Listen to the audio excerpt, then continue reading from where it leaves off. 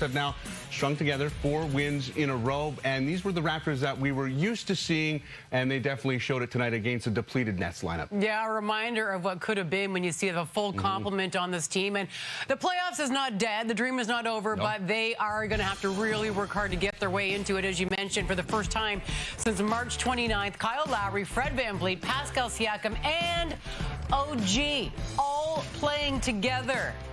Second quarter we go. It's Lowry to Anunoby. He finds Chris Boucher on the baseline, and it's an easy 2 a little bit later. Anunoby crosses over Blake Griffin, lays it in, draws the foul. He had a game-high 14 points at halftime. The Raptors down 2 at the break. And as you just saw, some of the Super Bowl champion Tampa Bay Buccaneers in attendance for this one. They were recognized at halftime and all wearing Raptors jerseys. As Spicy P said, they all dig P. Third quarter, Anunoby strips Kyrie Irving, and then they go back the other way. OG takes it away. Here's Fred. Back to OG. Sees a lane. Oh, my! OG right to the rim. The Raptors are trying to win 4 in a row for the first time since February. They scored 36 points in the third quarter. They take a 9-point lead into the fourth. Early fourth we go. Boucher fighting for the rebound. And Timothy Luwawu-Cabarrot steps on his left ankle. He's the only Raptor to play in every game. Boucher helped off the court. He has a left knee sprain. A little later, Malachi Flynn looking around. Boy, I might as well just shoot it. Drills the 3-ball over DeAndre Jordan. That extends Toronto's lead. His first 3-ball in this game. And the Toronto Raptors defeating the Nets 114-103. I would be remiss if I did not mention, as Kelsey did at the top of the show, that the Nets were depleted tonight. No Harden, no Durant. But the Raptors matching a season high with their 4th straight win after going 1-13 in March. Toronto improving to 7-4 in April. OG with just his 4th career game of 25-plus points. Pascal scoring more than 25 for the 5th time this month. Toronto using his 28th different starting lineup this season. That ties the franchise record set during their inaugural season. With more on tonight's game, let's go down to Rod Black. Yes, 4 in a row. And the Fantastic Four back in the starting lineup again for the Raptors with Leo Rautins and Sam Mitchell. Yeah, the guys got back together again. And Sam, you called it early, so did Leo, about the rust that they would have. And they showed it early on. And, of course, no James Harden, no Kevin Durant. You kind of expected that from the Brooklyn Nets. But the Raptors, when they got it going, looked awfully good tonight, especially those starters. Yeah, I think in the third quarter, especially OG and Pascal, they just kind of took over the game. The thing I was impressed with Pascal tonight, he used his size against the smaller forwards in Brooklyn. He dribbled them down to that 14, 13-foot range and shot over those guys. The same with OG. He used his athleticism to crash the boards, to get out in transition, to find those open spots and gaps to get his feet ready to knock down threes. So the Raptors did what they were supposed to do in the second half. They took control of this game.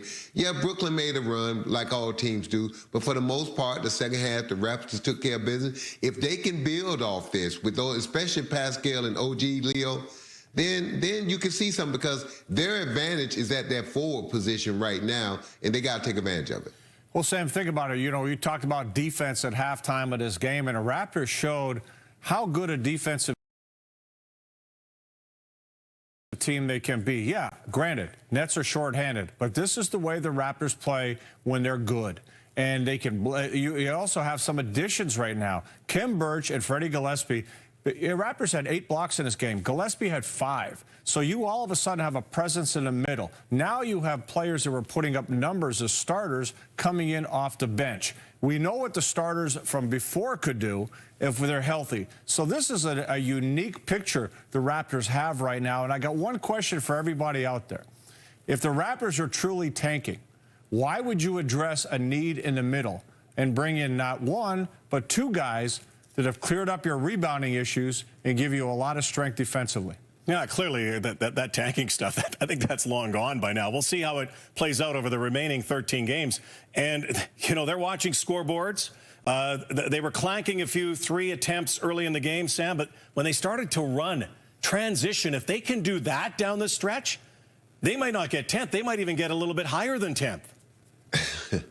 Yeah, Rod, I mean, that's the thing we keep talking about. When the Raptors push the pace, hey, when they're healthy, they start 2 point guards in the backcourt in Kyle and Freddie. So we know they have the ball handlers back there. And then when you look at Pascal, OG, they have 4 guys on the floor that can initiate the transition and can lead the break off a live dribble. So when they get out and run, and Leo said something, but when they base everything with their defense, when they get stops, and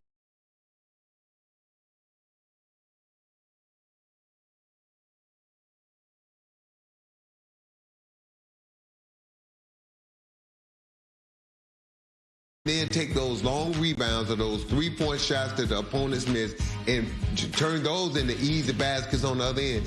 That's when they're their best. When they're driving and kicking, penetrating, knocking down threes, playing good defense, and then getting out in transition, that's when the Raptors at their best. And that's what we've seen from this team over the years, that's how they win games, Sam. And, you know, I said this a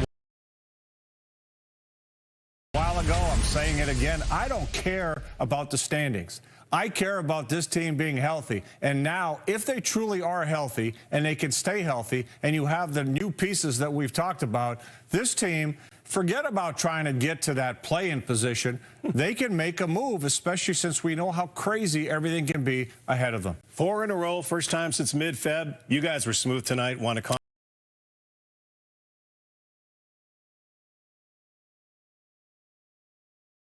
on that? Bad news for the Raptors, though. Chris Boucher went down with a left knee strain late in the game. Looked like an ankle injury for a little bit. They'll know more on Thursday. We wish him well as the Raptors look to go for 5 against the Knicks on Saturday. Back to SportsCenter.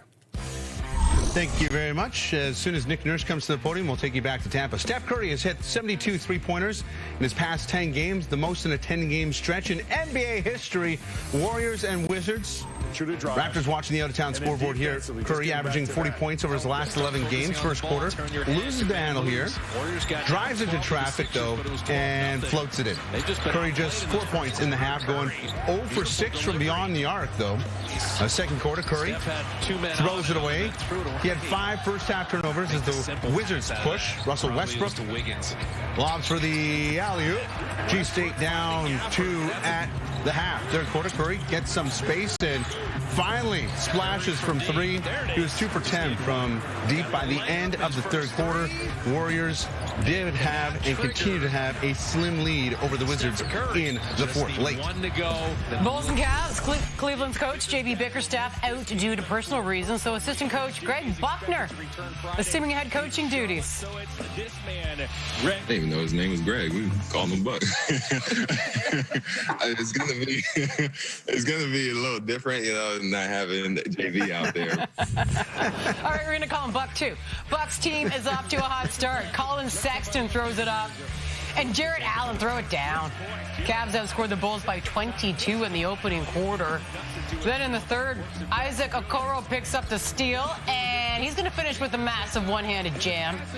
Cavs have lost 5 of their past 6 games, including a loss in Chicago on Saturday, but they are rolling tonight, up by 22 in the fourth. Sexton drains 3 of his game-high 30. Coach Buck, first name Greg. Cavs win big, 121-105. The final, which is an important result if you're an impressive performance by you guys, but also these other players like Freddie Gillespie getting into the lineup. New Freddie was fantastic. Khem Birch with some big plays down the stretch. If you guys continue to play this way, what are your thoughts on not just getting into the postseason, but making a bit of a run here? We got to continue to build. We got a lot of new guys, kind of like integrating them to what we do. And I think that, you know, we just got to continue to focus on us, take it one game at a time and, you know, and continue to get better. And Pascal, I don't know if you saw it, but there were 3 members of the Tampa Bay Buccaneers in the audience tonight, and they were all wearing your 43, Mike Evans, Chris Godwin, and Justin Watson. Did you have anything to do with the jerseys, or did they just show up in 43s? Hey, man, I guess they love Pete, you know, so I appreciate that, man.